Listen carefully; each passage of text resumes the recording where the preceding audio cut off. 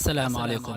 kusoo dhawo daawada muuqaal cusub oo aan kaga hadlaynaa asaasiyaadka kombiyuutarka waxaad muuqaalkan kaga bogan doontaa hadduu eebbo idmo faahfaahin dheeraad ah oo ku saabsan desktop balse marka hore haddaad ka cusub tahay janaalka waxaan kaa codsanaynaa inaad subscribe dhahdo sidoo kale aad like inoo saarto muuqaalkan una sii sheergarayso asxaabta kale ee jecel cilmiga kombiyuutarka iminka goobta weyn ee ku muuqata ee muusku ku dul socdo ayaa waxaa loo yaqaanaa desktop ama shaashada kombiyuutarka caadiyan waxaad aragtaa marka aad soo daarto kombiyuutarkaaga halkan waxaa yaalo icon yaryar oo muujinaya hadba applicationada ama barnaamijyada ku duuban kombiyuutarkaaga iconiskana inta badan waxaa jiro 5 icon oo maxaa lahaa asaasi u ah kombiyuutarka computer kastana qasabna ay tahay inay ku jiraan santaas waxaa ka mid ah kombiyuutarka networka recycle binka control panelka iyo folderka inta badan waa midka lagu abuurayo waxa loo yaqaano desktopka balse muuqaaladan kala arkaysaan oo ikonadan muujinaya waxay u taagan yihiin applicationno qofka userka uu xiiseeyo ama uu jecel yahay oo ku duubto folderka habka loo abuuro waa iska fudud waxaad marka hore click siinaysaa muuska dhanka midig kadibna wax ku soo baxay optionadan waxaad ka doorataa new kadibna wuxuu ku sii gudbinayaa daaqad kale ka doorataa folder kadib folderka si automatic hoos waxa uu ku soo saaray calaamad yar oo buluug ah oo qoranta new folder halkaas magac ayaa laga bedelaa magac ayaa u bixisaa waxaan ku magacaabaynaa tusaale bilow oo kale waxaas u qor kadibna okay dheh hadduu magacaas ku cajabin isla asiga dul istaag right click ama gacanta dhanka midig muuska jagsi kadib meelay qoran tahay rename halkaas toos u tag marka magacaad ka bedeli kartaa galka inta badan waxaa loo isticmaalaa in lagu xareeyo dokumentiyo hadda labada dokumenti waa Microsoft Word waaye waxaad ku xareyn kartaa qaabka loo xareyn karana waxaa ka mid ah inaad sameyso drag and drop oo inaad jiido oo aad halkan geliso ama in aad copy dhahdo ama in aad cut dhahdo markii aad drag and drop sameynayso iska sidan waad qabanaysaa midka aad u baahan tahay inaad qaado kadibna waad jiidaysaa waxaad ku dul geynaysaa galkii u fiirso iminka waxaa ka soo baxday calaamad yar galka dushiisa qoran tahay move to below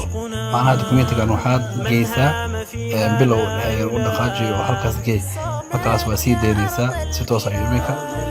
u aaday galkii aan rabo inaan geliyo kale haddii aan u baahanahay inaan qaab kale isticmaalo waxaad isticmaali kartaa copy wuxuu ku sameynayaa in shayga halka oo laba kaaga dhigo halna meesha yaal uu kugu reebo midna aad geysato halka aad jeceshahay tusaale hadda haddaan soo daarayaan kan copy dhaho waana furo galkan waxaad arkaysaa in xogta tayo meesha qoran tahay uu ahaa dokumentigii hore aan soo qaaday halka marka kii aan waday copy aan kusoo qaado waxaa dhihi karaa paste marka click aad siinaysaa paste ayaa dhehaysaa waad kusii daynaysaa iminka waad aragtay in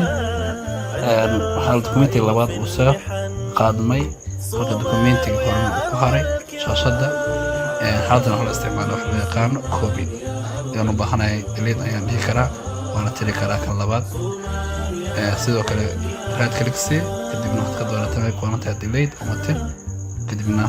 okay dheh si toos ayuu baxay habkaas waa habka loo abuuro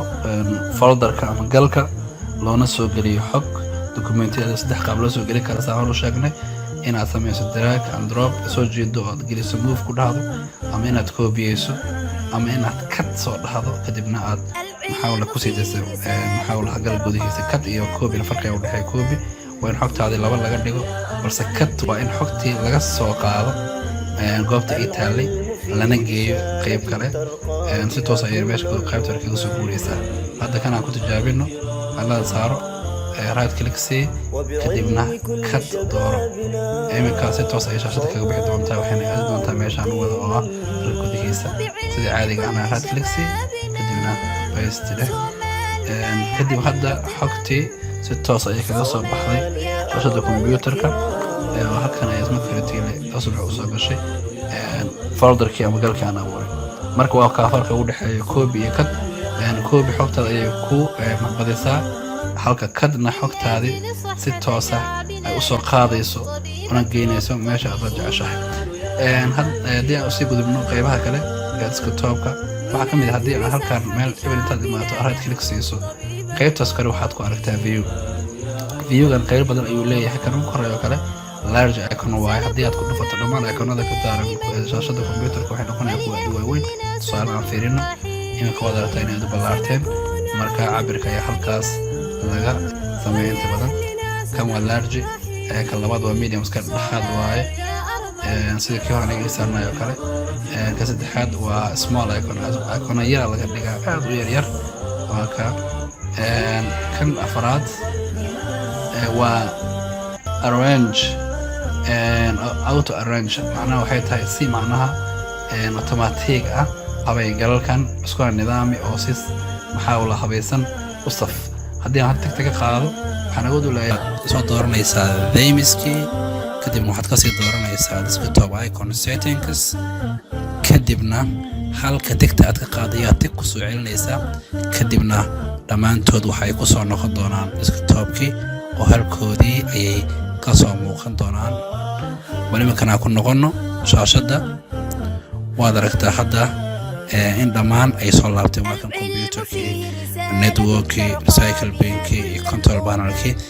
okay dhammaan applicationada kale sidoo kale desktop icon settingka waxyaaba laga heli karo waxaa ka mid ah in shantan icon aad ka bedeli karto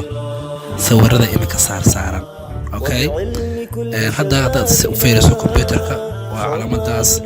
filekii waa calaamadan e-shag networkii recycle binkii iyo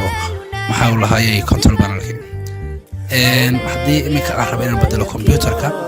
su'aal asiga hala saaraya kadib waxaan doonaa qoran tahay change icon